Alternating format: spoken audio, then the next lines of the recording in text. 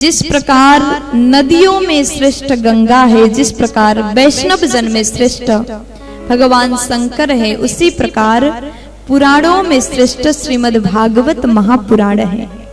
आप लोगों ने बड़े भाव से नियम से भागवत को सुना है और भगवान से यही प्रार्थना करते हैं कि आपके जीवन में सदैव सुख हो, शांति हो, आप जो चाहते हैं वो आपको मिल जाए। इसलिए हम ऐसा बोल रहे हैं, भागवत भगवान के शरण में आप लोग बैठे हैं और भागवत जी कल्प वृक्ष समान हैं। आपने यहाँ बैठ करके जो कुछ भी चाहा है वो सब आपको मिल जाएगा। सब कोई हाथ जोड़िए और अंतिम श्लोक पाठ करते हैं। नेत्र बंद करिए, हाथ जोड़िए, भगवान को याद करिएगा। मैं एक बार उच्चारण करूंगी और आप लोग उस मंत्र को पीछे से उच्चारण करेंगे। नाम संकीर्तनम यस्य, नाम संकीर्तनम यस्य, सर्व पाप प्रणाशनम, सर्व पाप प्रणाशनम, प्रणामो दुःख शमनास, प्रणामो दुःख शमनास, तं नमामि हरिं परम, तं नमामि हरिं परम, तं नमामि हरिं परम। तं नमामि हरिं परम। नाम संकीर्तनम यस्य, जिनके नाम संकीर्तन मात्र से सर्व पाप प्रणाशनम, संपूर्ण पापों का नाश हो जाता है। प्रणामो दुःख शमनस्तम नमामि हरिं परम, ऐसे संपूर्ण दुख को नाश करने वाले श्री हरि भगवान श्रीमन नारायण के पावन चरणों में हम सभी नमन करते हैं, वंदन करते हैं।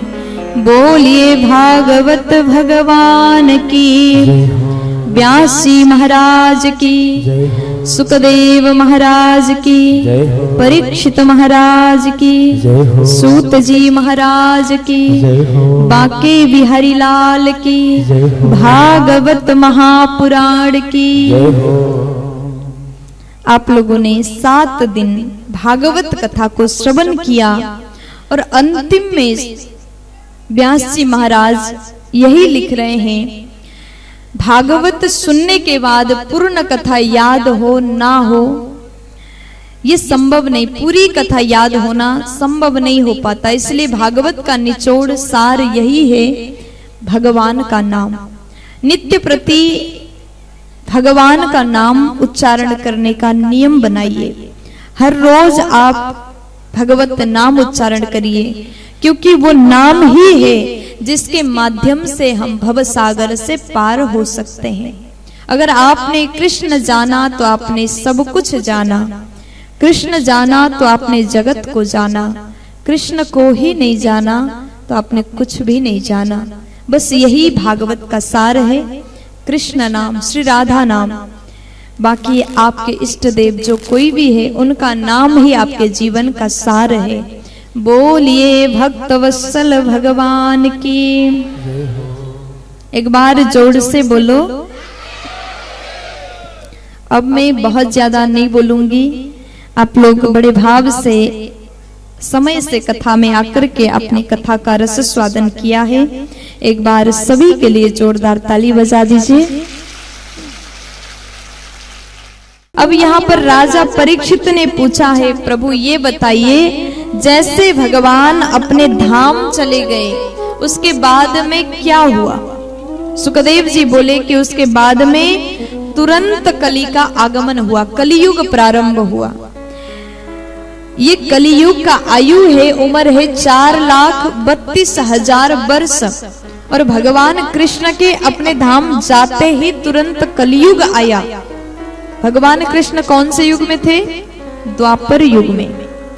भगवान जैसे अपने धाम गए तुरंत कलियुग आया। अभी कली का 5,000 वर्ष बीत गया, अर्थात बहुत ज्यादा समय नहीं हुआ और इसका आयु है 4,32,000 वर्ष।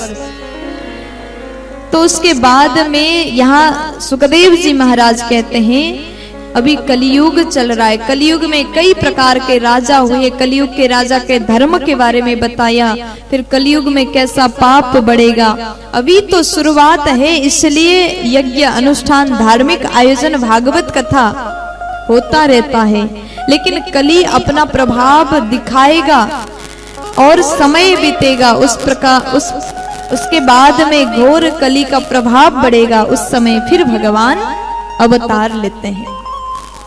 संभला ग्राम मुख्यस्य ब्राह्मणस्य महात्मनाः भवने विष्णु यशा सह कल्किः प्रादुर्भविष्यति। संभल नाम के गांव के मुखिया विष्णुयश नामक ब्राह्मण के घर में भगवान कल के रूप में अवतार लेंगे। अभी वो ब्राह्मण तपस्या कर रहे हैं और कलयुग के अंत में जब घोर पाप बढ़ेगा, लोग सिर्फ पाप करने लगेंगे, तो उस समय भगवान अवतार लेंगे। जब जब धर्म की हानि होती है, तब तब भगवान अवतार लेकर के धर्म की रक्षा करते हैं, पाप का नाश विनाश करते हैं। बोलिए भक्तवत्सल भगवान की जय हो।